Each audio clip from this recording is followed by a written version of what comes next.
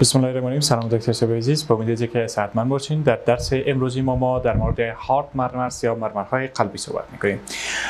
دلیل به وجود آمدن مرمرهای قلبی چیست؟ دلیل به وجود آمدن از یا turbulent blood flow می باشد. turbulent blood flow یعنی جریان خون متلاطم. در کتاب برای شکلم بر شما نوشته شده که جریان خون متلاطم در حالت نرمال طوری است که جریان خون به شکل خطی می باشه. مثلا ببینید در این قسمت اگر ما این یک شریان در نظر بگیرم، در این شریان در حالت نرمال جریان خون طوری است که به شکل چی می باشه؟ به شکل خطی می باشه، طوری که به این شکل در اطراف نسبتا سرعتش کمتر است و در وسط سرعت جریان خون چی میشه؟ افزایش پیدا میکنه و در خود نزدیک دیوار کاملا به صفر میرسه. یعنی شکل پارابول را چی میکنه؟ در اینجا شکل تشکیل میده که نمیره میگیم پارابولیک پروفایل. پارابولیک پروفایل یعنی شکل چی رو میسازه؟ پارابول. خب این شد حالت نرمال. این ما میگیم لامینر فلو، حالت نرمال. در حالتی که بنابر یک مشکلی، مثلا در شریان ما و شما چی هست؟ یک اتروسکلروتیک در شریان ما و شما نیست، در شریان مریض البته یک چی موجود می باشه؟ یک اتروسکلروتیک پلاک موجود می باشه. یک پلاک موجود است و این پلاک را برام چی یاد میکنیم؟ اتروسکلروتیک پلاک. یک اتروسکلروتیک پلاک موجود است، یعنی از شحمیات یک پلاک یک کتله تشکیل شده.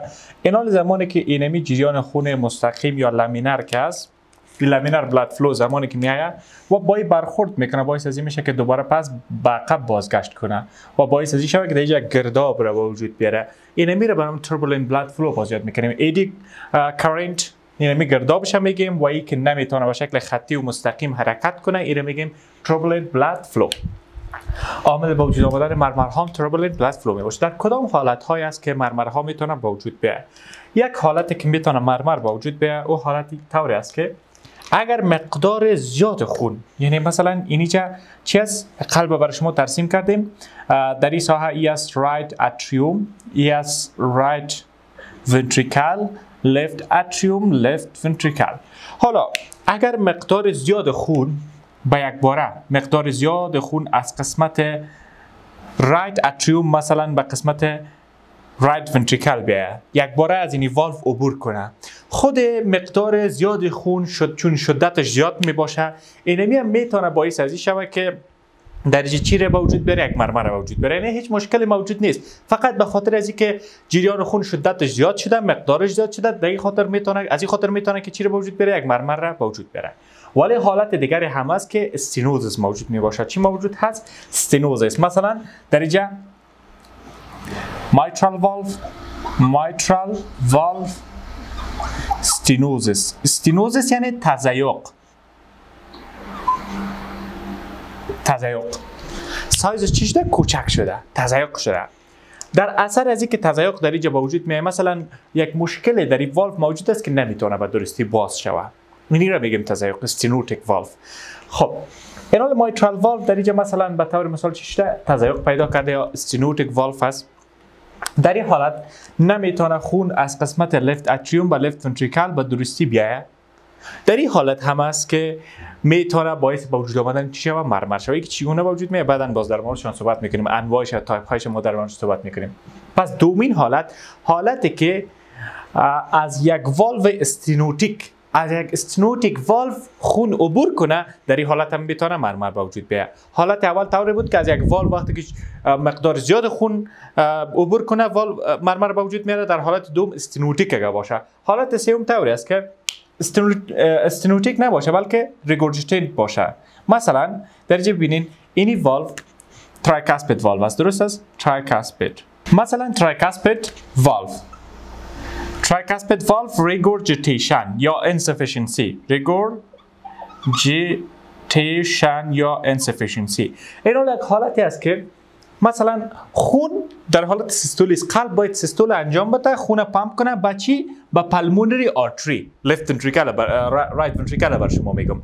اینال در عین حال خون به یک قسمت پمپ میکنه، ترایکاسپید والو ریگورجیتیشن موجود هست. در اینجا چی است؟ اینمی انسفیشنسی داره، به طور دائمی باز میمونه، نمیتونه بسته شود. از اینجا میتونه خون در اینجا چی شوه؟ به رایت ونتریکل بیاید. پس در نتیجه این میتونه باعث به وجود آمدن مرمر شود. کدام حالت ها بود؟ 3 حالت تا بالا خواندیم. حالت اول، حالتی که ازدیاد شوه یا زیاد شوه جریان خون.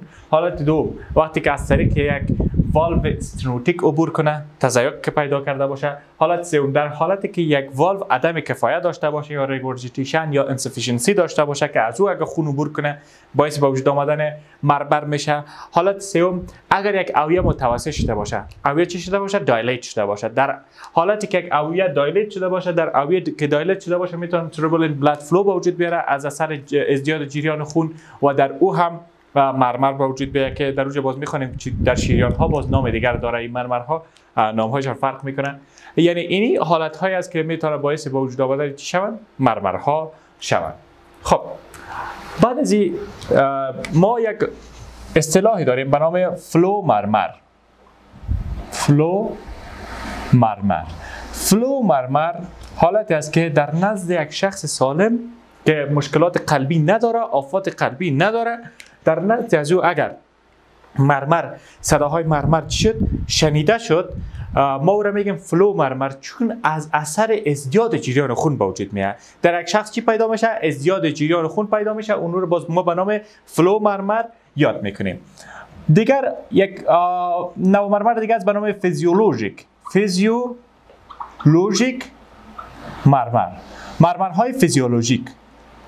مرمرهای فیزیولوژیک چرا به وجود میاد؟ از اثر ازدیاد جریان خون. این هم از اثر چی به وجود میاد؟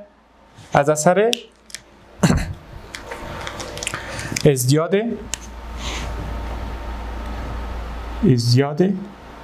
جریان خون. یعنی جریان خون که افزایش پیدا کنه، مثل که در اول برای شما گفتم میتونه باعث یک نوع مرمر به وجود آمدن مرمر شود. فیزیولوژیک مرمر از اثر ازدیاد جریان خون موقتی، یعنی به شکل موقتی چی شده؟ جریان خون افزایش پیدا کرده، باعث به وجود آمدن فیزیولوژیک مرمر شده.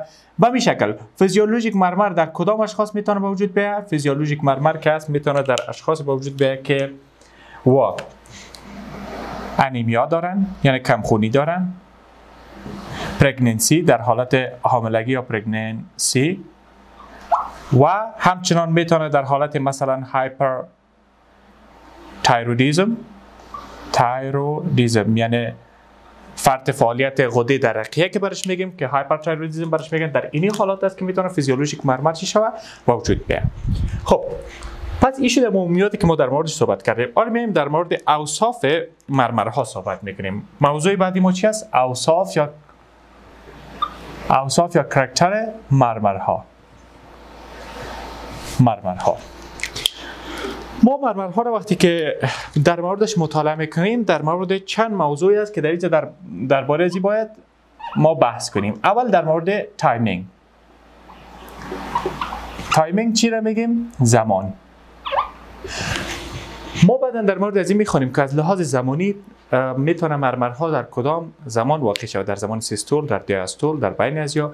اینی رو ما در موردشون صحبت میکنیم. دوم، اولش از لحاظ زمانی، دومش از لحاظ لوکیشن، از لحاظ موقعیت. مرمرها از لحاظ موقعیت در کدام ساحه بیشتر و خوبتر میتونه شنیده شود.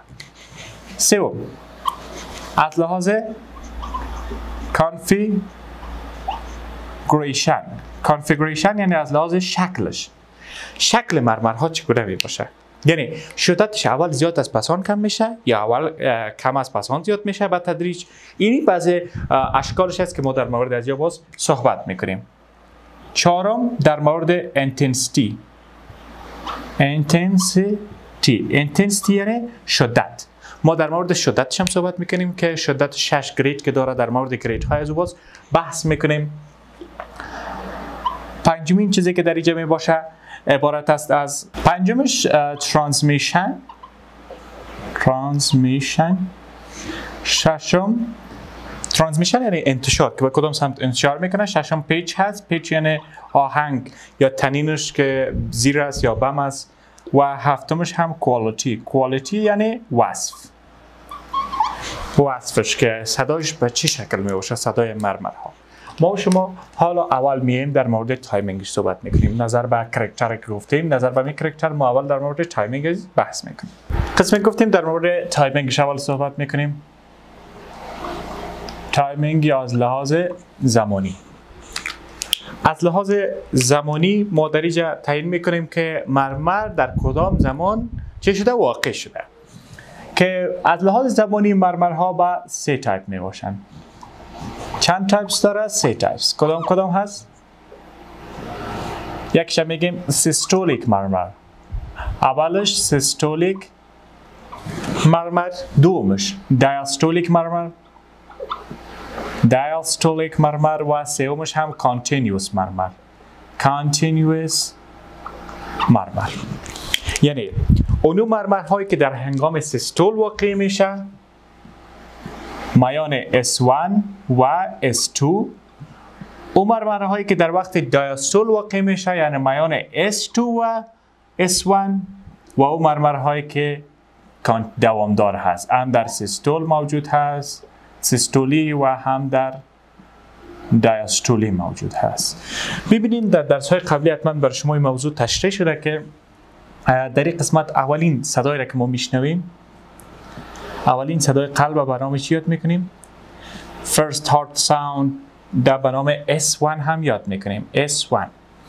بعد از او در یک فاصله مشخص صدای دوم قلب شنیده میشه که صدای دوم قلب را ما به نام چی یاد میکنیم؟ به نام S2 یا second heart sound یاد میکنیم. این به نام لوپ و او را هم میگیم دوپ. لوپ دوپ دوپ. زمانی که سیستولی واقع میشه یعنی در هنگام S1 به بعد، اینی زمان مسافه میان S1 تا S2 را به نام چی یاد میکنیم؟ اینی مسافه را به نام سیستولی یاد میکنیم. این هنگامی است که سیستول در اینجا واقع میشه. و اگر اینجا S1 دیگه باشه که باز چون صداها خدا همیشه دوامدار است، لوپ دوپ لوپ دوپ به این شکل ادامه پیدا کرده میره. S1 S2 باز S1 میه، باز S2 میه، به این شکل ادامه داره. از S1 تا S2 را به نام سیستول یاد میکنیم و از S2 تا S1 را به نام دیاستول یاد میکنیم. دیاستولی یعنی مسافه میان دو تا را به نام چی یاد میکنیم؟ دیاستولی. اینجا سیستولی واقع میشه، اینجا دیاستولی واقع میشه. حالا هر آن مرمره که از لحاظ زمانی در وسط اینی ساحه، اینی وسط واقع شوه، این را به نام چی یاد میکنیم؟ این را به نام سیستولیک مرمر. هر آن مرمره که در این زمان واقع شوه او را به نام دیاستولیک مرمر یاد میکنیم. اگر یک مرمر در هر دوش واقع شوه او را میگیم کانتینیوس یا هم مرمرهای دوامدار. اول ما شما میایم در مورد سیستولیک مرمر صحبت میکنیم. سیستولیک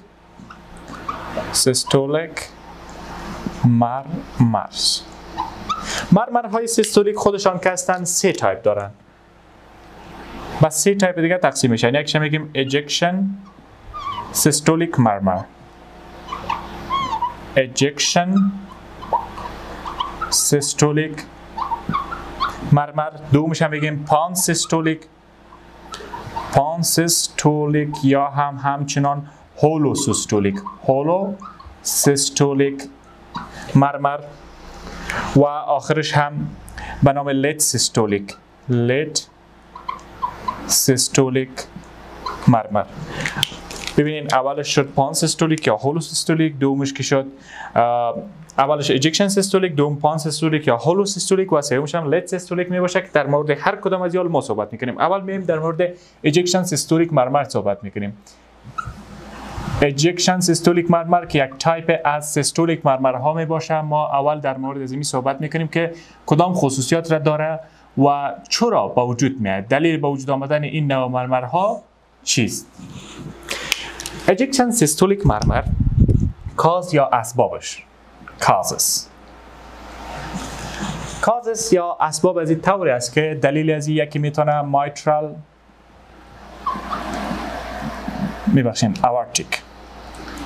aortic valve stenosis باشه. تضیق اورتیک والو. ببینید اورتیک والو است. اورتیک والو استنوتیک باشه یک دلیلش، یعنی امو محلی که از خون خارج میشه. ببینید در اینجا اینمی والو ما یک دانه رسم میکنم. فرض مثال اینمی همو والو است. این والو که سیمیلونر است، یعنی از سه کاسب تشکیل شده به این شکل. شما ایره خواندین از لحاظ آناتومی حتما در مورد از معلومات دارین که این از چند چی تشکیل شده؟ از سه قسمت تشکیل شده. این سه دانه کاسب ها تشکیل شده. حالا مثلا به طور ولادی دو دانه کاسب از با هم دیگر چی است؟ فیوز می باشه. مثلا این دو دانه کاسب فیوز می باشه، این نمیتونه باز شوه. هیچ اصلا باز شده نمیتونه. این یک استنوتیک است. یک مانع را در اینجا ایجاد کرد. حالا خون که خارج شده میتونه تنها میتونه از این قدر جای خارج شوه. از این طرف به خاطر از اینکه مکمل اینجا بسته است نمیتونه خارج شوه. اینی رو میگیم اورتیک والو استنوزیس.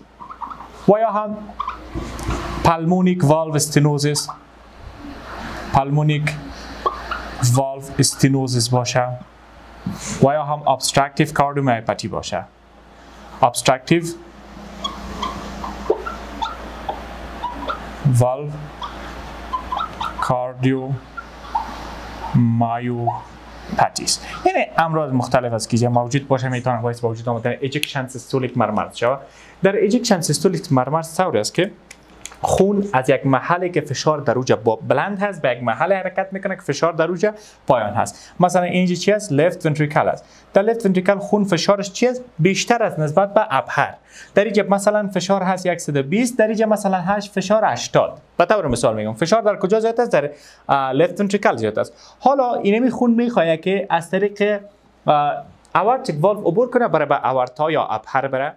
ولی در اینجا اورتیک والو استنوزیس موجود است، تضیق موجود است، مانع میشه تا که خون درست نتونه از جا خارج شود. اینمی باعث به وجود آمدن یک نوع مرمر میشه که میگیم ejection systolic مرمر. و یا هم به عین شکل ببینین از طرف دیگری که گفتیم مثلا پالمونیک والو استنوزیس است. وقتی که میخواد لفت رایت ونتریکل خون پمپ کنه با پالمونری ترانک، باز هم استنوزیس موجود است، خون درست نمیتونه پمپ شه و باعث به وجود آمدن چی میشه؟ ejection systolic مرمر میشه. در اینجا ببینین فرض مثال قسمی که پیشتر بر شما گفتم اینی اگر باشه S1 ما، یعنی در این قسمت صدای اول قلب شنیده شده و در این قسمت هم صدای دوم قلب شنیده شده. این شد S2 ما. میان از اینیا چی بود؟ سیستول بود. یعنی سیستول در این مسافه واقع میشه. اینال در اینمی مسافه است که ejection systolic مرمر شنیده میشه. اول صدای از این کمتر می باشه، یعنی شروع شدتش کمتر می باشه، شدتش کمتر است. با مرور زمان شدتش چی میشه؟ زیاد شده میره. وقتی که با مرور زمان نه، البته با مرور، یعنی وقتی که میرسه به وسط سیستولی، با وسط سیستول که میرسه کاملا شدت از چی میشه؟ افزایش پیدا میکنه به این شکل. ولی دوباره باز پس از شدتش کاسته میشه به این شکل. پس دوباره از شدتش چی میشه؟ کاسته میشه. و قبل از اینکه به S2 برسیم دوباره پس چی شده؟ ختم شده. کاملا دوباره پس ختم میشه. اینی نوع مرمر را ما به نام چی یاد میکنیم؟ ejection systolic مرمر. ejection systolic مرمر چی وقت آغاز میشه؟ بعد از صدای اول قلب یا S1 شروع میشه. به این شکل ببینید آهسته آهسته شدتش زیاد میشه. در وسط سیستولی که میرسه، در مید سیستول یا در وسط سیستول به حد آخرش میرسه شدتش، یعنی بسیار صدایش بلند میشه. دوباره پس صدایش پایین میشه تا وقتی که به S2 میرسه. این شد ejection systolic مرمر. نوع دوم مرمر که ما در موردش صحبت میکنیم به نام گفته بودیم که پان سیستولیک یا هولو سیستولیک مرمر رو یاد میکنیم. در اینجا نوشته میکنم که پان سیستولیک مرمر. پان سیستولیک مرمر که اسباب به وجود آمدن اجازه چی هست؟ کازس یا اتیولوژیش. اسبابش یک mitral valve regurgitation یا هم insufficiency، عدم کفایه mitral valve. دوم tricuspid valve regurgitation. سوم VSD یعنی ventricular septal defect.